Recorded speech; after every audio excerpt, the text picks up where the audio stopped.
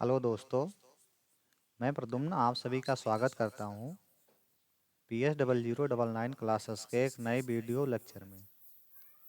आज के video lecture में हम लोग देखने वाले हैं डीएलएड सेकंड सेमेस्टर में विज्ञान के मॉडल पेपर सॉल्यूशन में 2020 का मॉडल पेपर सॉल्यूशन। इसके पहले हम लोगों ने विज्ञान के मॉडल पेपर सॉल्यूशन में 2016 से लेकर 2019 तक के मॉडल पेपर सॉल्यूशन को कवर कर लिया है। इसके साथ ही राजन सीरीज को पूरा कंप्लीट कर लिया है।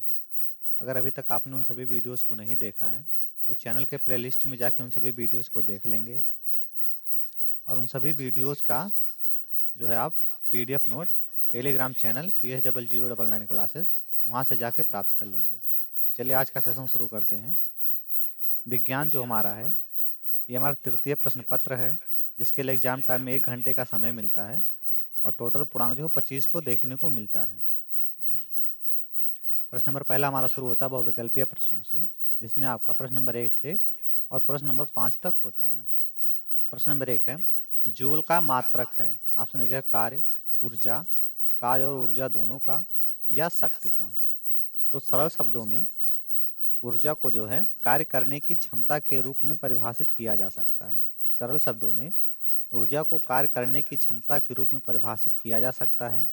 ऊर्जा का एसआई मात्रक जूल है। ऊर्जा का एसआई मात्रक जूल है।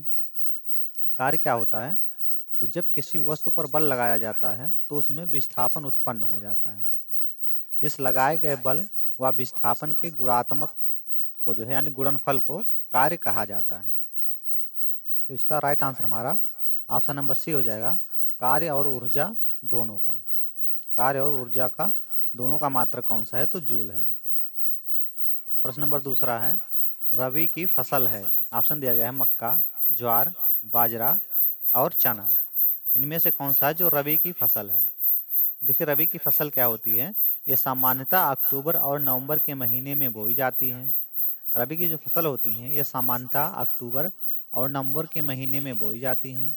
इन फसलों के बुआई के समय कम तापमान तथा पकते समय जो है गर्म वातावरण की आवश्यकता होती है। इसके उदाहरण में आपका होता है गेहूँ, इसके उदाहरण में गेहूँ होता है, जौ होता है, आलू, उसके बाद में चना होता है, चना, मसूर, फिर आपका है अलसी, मटर, सरसों, ये सभी हैं जो हैं ये रबी की फसलें हैं।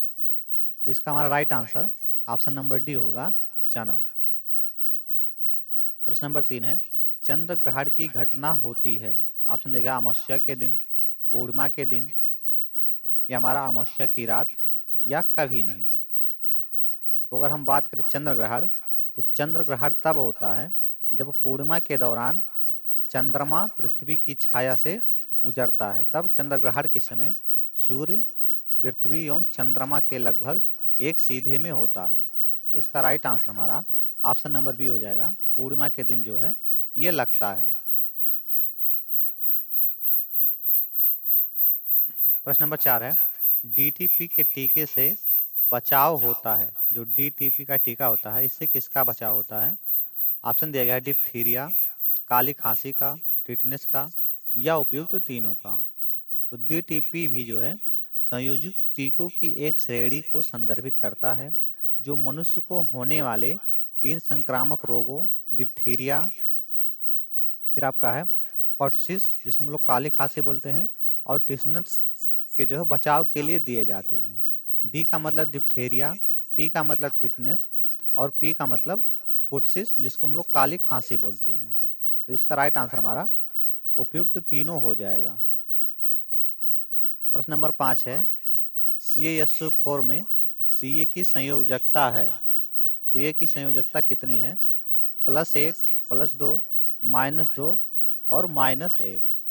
तो CaSO4 यानी कैल्शियम सल्फेट में कैल्शियम यानी Ca की जो है इसकी संयोजकता जो है बाहरी कक्षा में उपस्थित इलेक्ट्रॉनों की संख्या बराबर, अगर हम इसका राइट आंसर सीधा सीधा देखें तो इसका राइट आंसर हमारा ऑप्शन नंबर बी होने वाला है, जो कि हमारा है +2।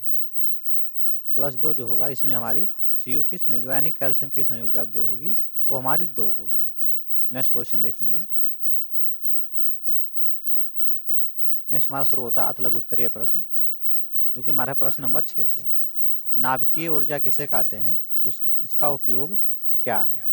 देखिए नाभिकीय ऊर्जा क्या होता है, जब कोई भारी नाभिक दो या दो से अधिक हल्के नाभिकों में टूटते हैं, जब कोई भारी नाभिक दो या दो से अधिक जो है हल्के नाभिकों में टूटते हैं, अर्थात नाभिकीय विखंडन होता है। टूटने का नाभिकीय जो नाभिक जो टूटते हैं उसको हम लोग बोलते हैं नाभिकीय विखंडन। या दो से अधिक हल्के नाभिक मिलकर भारी नाभिक का निर्माण करते हैं, जिसको हम लोग बोलते हैं नाभिकीय संलयन। तो दोनों ही प्रक्रियाओं के दौरान प्रचुर मात्रा में ऊर्जा जो है प्राप्त होती है, जिसे नाभिकीय ऊर्जा कहते हैं। नाभिकीय ऊर्जा क्या होता है, जब कोई भारी नाभिक दो या दो से अधिक हल्के नाभिकों में टूटते हैं, टूटने को हम लोग क्या बोलते हैं, तो नाभिकीय विखंडन। और जब दो या दो से अधिक हल्के नाभिक मिलकर भारी नाभिकों का निर्माण करते हैं, जिसको हम लोग बोलते हैं नाभिकीय संलयन। तो दोनों ही प्रक्रियाओं के दौरान प्रचुर मात्रा में ऊर्जा प्राप्त होती है, जिसे हम लोग नाभिकीय ऊर्जा कहते हैं। यानी इन दोनों प्रक्रियाओं से जो ऊर्जा प्राप्त होती है उसी ऊर्जा को हम लोग नाभिकीय ऊर्जा कहते हैं। नाभिकीय ऊर्जा का उपयोग नाभिकीय ऊर्जा का उपयोग कहाँ का होता है, तो नाभिकीय ऊर्जा का उपयोग नाभिकीय रिएक्टर में किया जाता है, जिसके द्वारा विद्युत का उत्पादन किया जाता है, जिससे कारखानों में बड़ी बड़ी मशीनों को चलाया जाता है। इस ऊर्जा की सहायता से अनेकों रेडियो एक्टिव आइसोटोप तैयार किए जाते हैं, जिसका उपयोग चिकित्सा, वैज्ञानिक अध्ययन, कृषि आदि में किया जाता है। प्रश्न नंबर 7 है, प्रथम वर्ग के उत्तोलक को उदाहरण सहित परिभाषित कीजिए। देखते हैं प्रथम वर्ग के उत्तोलक या प्रथम श्रेणी का उत्तोलक क्या होता है। तो प्रथम श्रेणी के उत्तोलक में आलंब को जो है अयास एवं भार के मध्य रखा जाता है। प्रथम श्रेणी के उत्तोलक में आलंब को अयास एवं भार के मध्य रखा जाता है। उदाहरण के लिए कैंची, पिलास, कील उखाड़ने की मशीन, साइकिल का ब्रेक। भौतिकी, यांत्रिक और औद्योगिक में उत्तोलक या लीवर को एक सरल यंत्र कहा जाता है। उत्तोलक जो है ये जो है ब्लॉक घूर्णन के सिद्धांत पर कार्य करता है। प्रथम श्रेणी के उत्तोलक में जो है आलंब को अयास एवं भार के मध्य रखा जाता है। इसका एग्जाम्पल आपका है कैंची, पिलास, कील उखाड़ने की मशीन और साइकिल का ब्रेक है। भौतिक जो है यांत्रिक और प्रौद्योगिकी में उत्तोलक या लीवर को एक सरल यंत्र कहा जाता है। उत्तोलक जो है किसके सिद्धांत पर कार्य करता है, तो ये आपका है ब्लॉक घूर्ण के आधार पर कार्य करता है। प्रश्न नंबर 8 है, जल में घुलनशील तथा वसा में घुलनशील विटामिन के दो उदाहरण लिखिए। दो उदाहरण लिखिए। तो अगर हम जल में घुलनशील विटामिन देखें तो हमारा विटामिन सी और विटामिन बी, यानी विटामिन बी कॉम्प्लेक्स और विटामिन सी, इसके अलावा एक और होता है विटामिन एच। ये जो हमारा होता है ये जल में घुलनशील होता है। जबकि वसा में घुलनशील विटामिन तो आपका कीड़ा होता है, कीड़ा होता है। यानी कि विटामिन ए, डी, ई और के ये वसा में घुलनशील होते हैं। तो इसको हम लोग ट्रिक से याद करेंगे, कीड़ा। जल में घुलनशील विटामिन आपका विटामिन बी कॉम्प्लेक्स और विटामिन सी तथा वसा में घुलनशील विटामिन ए, डी, ई और के, जिसको हम लोग कीड़ा बोलते हैं। 9 नंबर हमारा है, जल प्रदूषण के प्रमुख कारण बताइए। जल प्रदूषण भारत में व्याप्त सबसे संकटों में से एक है। इसका सबसे बड़ा स्रोत बिना ट्रीटमेंट किए जो है सीवेज का पानी, औद्योगिक अपशिष्ट और अन्य प्रमुख कारण हैं। चलिए देखते हैं। जल प्रदूषण जो है भारत में व्याप्त सबसे बड़े संकटों में से एक है। इसका सबसे बड़ा स्रोत है बिना जो है ट्रीटमेंट किया सीवेज का पानी, औद्योगिक अपशिष्ट और अन्य प्रमुख कारण हैं। पहला में दिया सामाजिक और धार्मिक रीति रिवाज, जैसे कि पानी में शव को बहाने, नहाने, कचरा फेंकने, जहाज़ों में होने वाला तेल रिसाव, फिर आपका है एसिड रेन, ग्लोबल वार्मिंग इत्यादि। प्रश्न नंबर 10 है, वसा को कितने समूहों में बांटा गया है। वसा को कितने समूहों में बांटा गया है। तो खाद्य पदार्थों में कई प्रकार की वसा होती हैं। इनमें से प्रमुख 3 प्रकार की होती हैं, संतृप्त, उसके बाद में हमारा है एकल असंतृप्त और हमारा है बहुअसंतृप्त। खाद्य पदार्थों में कई प्रकार की वसा होती हैं। इनमें से प्रमुख 3 प्रकार की होती हैं, जिसमें हमारा दिया गया संतृप्त, फिर हमारा दिया गया एकल संतृप्त और बहुसंतृप्त, जिसको हम लोग इंग्लिश में बोलते हैं सेचुरेटेड, मोनोसेचुरेटेड और अनसेचुरेटेड। 11 है, दिए गए समीकरण को पूरा कीजिए। दिए गए समीकरण को पूरा कीजिए, इस समीकरण को हमको पूरा करना है। तो यहाँ हमारा दिया गया है CaCO3, यहाँ हमारा CaCO3 दिया गया है। तो CaCO3 हमारा कैल्शियम कार्बोनेट है, HCl हमारा है हाइड्रोजन क्लोराइड, फिर इससे जो बनेगा वो हमारा होगा CaCl,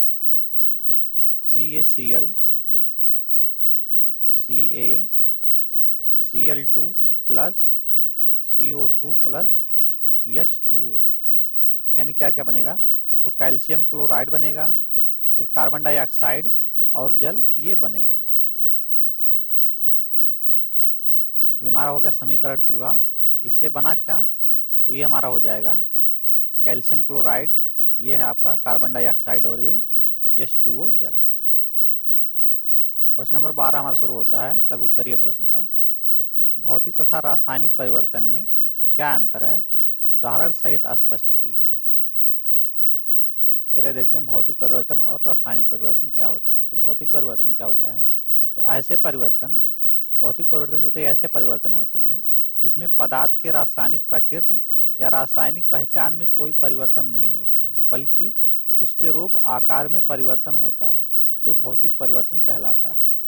जैसे पानी का जमना, जैसे हमारा है पानी का जमना, इसके अलावा हमारा है पानी का उबलना, मोमबत्ती का पिघलना इत्यादि, ये हमारा होता है भौतिक परिवर्तन। भौतिक परिवर्तन क्या होता है, तो भौतिक परिवर्तन ऐसे परिवर्तन हैं जिसमें पदार्थ की रासायनिक प्रकृति या रासायनिक पहचान में कोई परिवर्तन नहीं होता है, बल्कि उसके रूप आकार में परिवर्तन होता है, जो भौतिक परिवर्तन कहलाता है। जैसे पानी का बर्फ बनना या पानी का जमना, पानी का उबलना, मोमबत्ती का पिघलना इत्यादि। देखते हैं हम लोग रासायनिक परिवर्तन क्या होता है। तो रासायनिक परिवर्तन ऐसा परिवर्तन है जिसमें आणविक संरचना पूरी तरह जो है बदल जाती है और एक नया उत्पाद बनता है। रासायनिक परिवर्तन में जो है परिवर्तित अपरिवर्तनीय एवं अस्थायी होता है, यानी जो परिवर्तन होता है वो अपरिवर्तनीय और अस्थायी होता है। इसमें पदार्थ अपने मूल स्वरूप में वापस किसी भी प्रकार से नहीं आ सकता है। जैसे है लकड़ी या कागज का जलना, कपूर का जलना, दूध का फटना, लोहे में जंग लगना, ये सभी हमारे होते हैं रासायनिक परिवर्तन। प्रश्न नंबर 13 है, मृदा प्रदूषण के स्रोत एवं प्रभाव लिखिए। मृदा प्रदूषण के स्रोत एवं प्रभाव, तो देखिए मृदा में होने वाले प्रदूषण को मृदा प्रदूषण कहा जाता है। यह मुख्यतः कृषि में अत्यधिक कीटनाशक का उपयोग, घरेलू अपमार्जकों के मिट्टी में जो है मिल जाने से, या ऐसे पदार्थ जैसे पॉलीथीन, प्लास्टिक आदि जो है मृदा में नहीं होने चाहिए, इसके मिलने पर मृदा प्रदूषण होता है। मृदा प्रदूषण के स्रोत कौन कौन से हैं, पहले हम लोग देखते हैं मृदा प्रदूषण क्या होता है। तो मृदा में होने वाले प्रदूषण को जो है मृदा प्रदूषण कहा जाता है। यह मुख्यतः कृषि में अत्यधिक कीटनाशक का उपयोग, घरेलू अपमार्जकों को मिट्टी में मिल जाने से, या ऐसे पदार्थ जैसे पॉलीथीन, प्लास्टिक आदि मृदा में नहीं होने चाहिए, इनके मिलने पर जो है मृदा प्रदूषण होता है।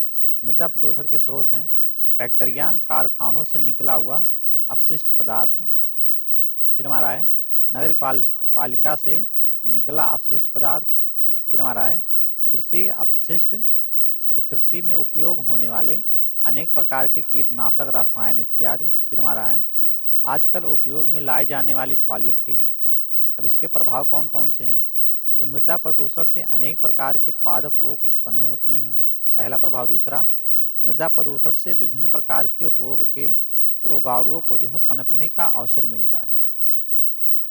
नेक्स्ट क्वेश्चन देखेंगे, क्वेश्चन नंबर 14 है, मनुष्य के श्वसन तंत्र का नामांकित चित्र बनाइए। मनुष्य के श्वसन तंत्र का नामांकित चित्र बनाइए। तो ये है मनुष्य के श्वसन तंत्र का नामांकित चित्र, जिनमें से ये हमारा पहला दिया गया है नासा छिद्र है या नासा मार्ग हम लोग बोलते हैं, फिर इधर हमारा ये दिया गया है कंठ, ये हमारा दिया गया है श्वासनाल, ये है श्वसनी और ये है फेफड़ा। फिर इसकी इस साइड देखते हैं हम लोग, ये हमारा हो जाएगा मुख्य गुहा, यहाँ हो जाएगा हमारी ग्रास नली, और ये जो हमारी हैं ये श्वसन नलिकाएं हो जाएंगी। इसके नीचे ये हमारा हृदय हो जाएगा, फिर ये हमारा फुफ्फुस सिरा, और ये हो जाएगा फुफ्फुस धमनी, और ये जो हमारा इस टाइप का है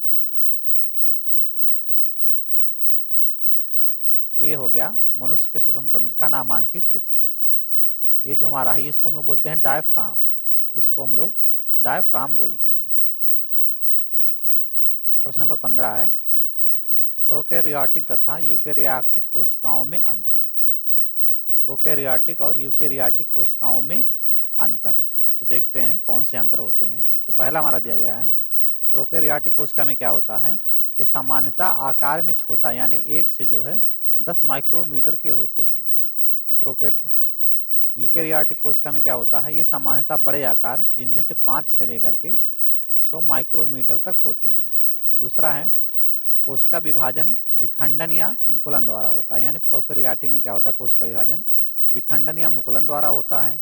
यूकैरियोटिक में क्या होता है, इसमें कोशिका विभाजन समसूत्री एवं अर्धसूत्री दोनों विधियों से होता है। तीसरा हमारा है, केंद्रक क्षेत्र केंद्रक झिल्ली से घिरा नहीं होता है। इसमें क्या होता है, केंद्रक द्रव्य केंद्रीय झिल्ली द्वारा घिरा होता है। आगे देखेंगे 4 नंबर हमारा दिया गया है, केंद्रक कला तथा केंद्रिका अनुपस्थित होता है। यह हमारा है प्रोकैरियोटिक में। यूकैरियोटिक में क्या होता है, केंद्रक कला तथा केंद्रिका अनुपस्थित होती है। फिर है, डीएनए कोशिका द्रव्य में उपस्थित होते हैं। इसमें है डीएनए केंद्रक में उपस्थित होते हैं, इसमें केंद्रक में उपस्थित होता है डीएनए, इसमें जो है डीएनए कोशिका द्रव्य में उपस्थित होता है। फिर हमारा है, गाल्जी निकाय अंतःप्रद्रव्यी जलिका लवक तथा माइटोकांड्रिया अनुपस्थित होते हैं। और इसमें गाल्जी निकाय अंतःप्रद्रव्यी जालिका तथा माइटोकांड्रिया उपस्थित होते हैं। तो ये हमारा हो गया प्रोकैरियोटिक और यूकैरियोटिक कोशिका में अंतर। प्रश्न नंबर 16 है, उत्तोलक क्या है, इसके प्रकार जो है उदाहरण सहित समझाइए। उत्तोलक किसे कहते हैं, इसके प्रकार को है उदाहरण सहित समझाना है। तो देखते हैं उत्तोलक। उत्तोलक एक मुड़ी हुई अथवा सीधी मजबूत छड़ होती है जिसे एक बिंदु के सापेक्ष घुमा सकते हैं। उत्तोलक एक मुड़ी हुई अथवा सीधी मजबूत छड़ होती है जिसे एक बिंदु के सापेक्ष घुमा सकते हैं। आयास, आलंब तथा भार की स्थितियों के आधार पर उत्तोलक 3 प्रकार के होते हैं, जिनमें से पहला आपका है प्रथम प्रकार के उत्तोलक या प्रथम श्रेणी के उत्तोलक। तो जिन उत्तोलक में आयास यानी जो बल होता है, आयास जिसको हम लोग बल कहते हैं, और भार के मध्य जो है ये आलंब होता है, वे प्रथम प्रकार के उत्तोलक कहलाते हैं। जैसे इसमें आपका हथौड़ी हो जाता है, जैसे हथौड़ी। उत्तोलक क्या होता है, तो उत्तोलक एक जो है मुड़ी हुई अथवा सीधी मजबूत छड़ होती है जिसे एक बिंदु के सापेक्ष घुमा सकते हैं। आयास, आलंब तथा भार की स्थितियों के आधार पर उत्तोलक 3 प्रकार के होते हैं, जिनमें आपका पहला है प्रथम प्रकार के उत्तोलक या प्रथम श्रेणी के उत्तोलक। जिन उत्तोलकों में आयास जिसको हम लोग बल बोलते हैं और भार के मध्य जो है आलंब होता है, वो प्रथम प्रकार के उत्तोलक कहलाते हैं। जैसे हमारा हो गया हथौड़ी। द्वितीय प्रकार के उत्तोलक हैं, द्वितीय प्रकार के उत्तोलक हैं जिन उत्तोलकों में भार जो है आलंब तथा आयास के मध्य होता है, वे द्वितीय प्रकार के उत्तोलक कहलाते हैं। जैसे सरौता, पहिए वाली ट्राली इत्यादि। तृतीय प्रकार के उत्तोलक हैं, तो इस प्रकार के उत्तोलकों में आयास जो है भार एवं आलंब के बीच होता है। जैसे चिमटा, चाकू, फावड़ा, झाड़ू, सीढ़ी इत्यादि। नेक्स्ट हमारा उत्तोलक जो है ये भर घूर के सिद्धांत पर कार्य करता है। आम जीवन में उत्तोलक का बहुत ही महत्व है और हर जगह इसे जो है देखा जा सकता है। नेक्स्ट क्वेश्चन की तरफ मूव करते हैं। क्वेश्चन नंबर 17 है, निम्नलिखित के सूत्र एवं एक एक उपयोग लिखिए। विरंजक चूर्ण, बेकिंग सोडा और धावन सोडा, इसका सूत्र और उपयोग लिखना है। तो विरंजक चूर्ण का रासायनिक नाम आपका कैल्शियम ऑक्सीक्लोराइड है। विरंजक चूर्ण का रासायनिक सूत्र CaOCl2 होता है। यह जो है कॉटन टेक्सटाइल उद्योग में, लिनन लॉन्ड्री में जो है विरंजक कपड़ों को धोने के लिए उपयोग होता है। देखिए विरंजक चूर्ण का रासायनिक सूत्र क्या है, तो कैल्शियम ऑक्सीक्लोराइड है। विरंजक चूर्ण का रासायनिक सूत्र CaCl2 होता है। CaCl2 होता है। यह कॉटन टेक्सटाइल उद्योग में जो है लिनन लॉन्ड्री में विरंजन विरंजित कपड़ों को धोने के लिए प्रयोग में लिया जाता है। दूसरा आपका है सोडियम कार्बोनेट, एक कार्बनिक यौगिक है। इसे मीठा सोडा या खाने का सोडा कहते हैं, क्योंकि विभिन्न व्यंजनों को बनाने में इसका उपयोग किया जाता है। जल की कठोरता को दूर करने के लिए इसका उपयोग किया जाता है। इसका अर्थ सूत्र हमारा NaHCO3 है। NaHCO3 है। इसका रासायनिक नाम सोडियम बाइकार्बोनेट होता है। फिर हमारा है सोडियम कार्बोनेट, तो यह जो है एक अकार्बनिक यौगिक है जिसका रासायनिक सूत्र Na2CO3 है। इसे धावन सोडा या धोने का सोडा भी कहते हैं। इसका उपयोग कपड़ा धोने में किया जाता है। तो ये हमारा हो गया विरंजक चूर्ण, बेकिंग सोडा और धावन सोडा का रासायनिक सूत्र और इसका उपयोग। प्रश्न नंबर 18 है संतुलित आहार क्या है?